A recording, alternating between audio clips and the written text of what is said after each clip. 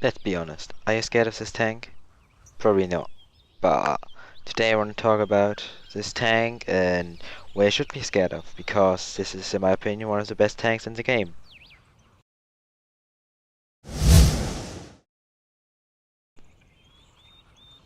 I also want to show you some tactics about the map Bocage. By the way, Bocage is just the special North French countryside. But let's get started. So I've always first, if I play with Japanese, for example against Commonwealth, I just call in the Ha-Go, which is the tank I've showed you before, and this tank is actually one of the cheapest and statistically the worst tank in the game, but this tank actually is really good just because it is so cheap and so accurate and so deadly. So first you want to kill the infantry squad he mostly calls in, and build some sandbags right there where your point normally would be, and then you would basically rush through this point and would just kill everything which is behind. You need to be careful because of MP soldiers who can throw anti-tank grenades on you, so sometimes you need to go back a bit.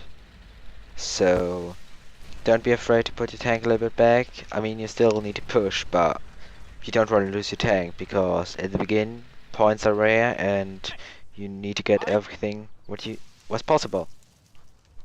Then I also like to make the area clear, so a machine gunner right there, and also some machine pistol guys in the near of the houses, so you can secure everything and don't get ambushed.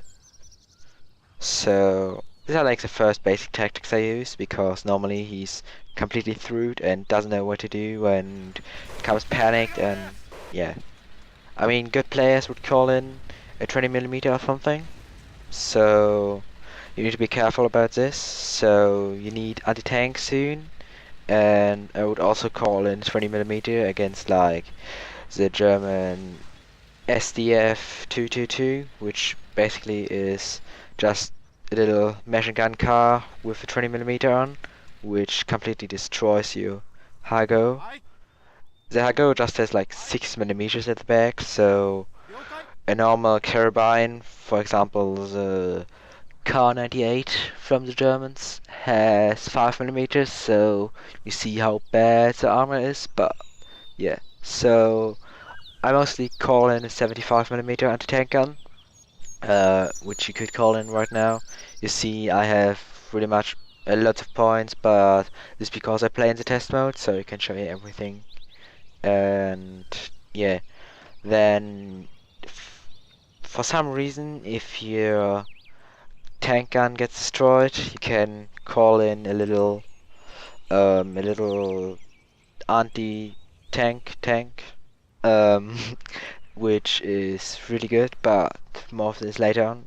So normally by this point I just pull my Ha-Go a little bit back, because then he probably calls in something like a Panzer IV AE, which has this little artillery-like cannon which destroys your Ha-Go easily, or even worse tanks. Basically everything can destroy your Ha-Go. Then I also like to mine my point, just to make sure if I lose this point, they can't capture my back point. Mostly they don't even can, or they aren't able to capture their own point back, but I just want to make sure, because I don't want to lose this game. So your friend you're playing with should be good, because he needs to hold his point and, if possible, capture the middle point. Yeah. So then, if everything is good, how you see, I want to make sure that my point is, or better, his point is completely safe. So I build loads of sandbags, because it's really difficult to get them away from the sandbags, and yeah. So you basically increase your time the enemy takes if he has more people to actually capture your position back, or capture his position back. So I mostly leave the Ha-Go back now from this point because you just can't do anything more than uh, don't forget to use a PCR with your Ha-Go because you have loads of penetration OC, 78mm, that's a lot. If you consider that this tank just costs 130 points, which is nothing compared to other tanks. Um, so make sure you use your APCR rounds, and yeah, I mean the range is pretty good, and I see even at this range you could basically destroy a normal Sherman tank, which is I think just 50mm. So for the points you you get a really good tank. You just need to consider that basically everything in the game can destroy you. And if you have this back in your mind to be a little bit more careful with this tank, you can be actually really good.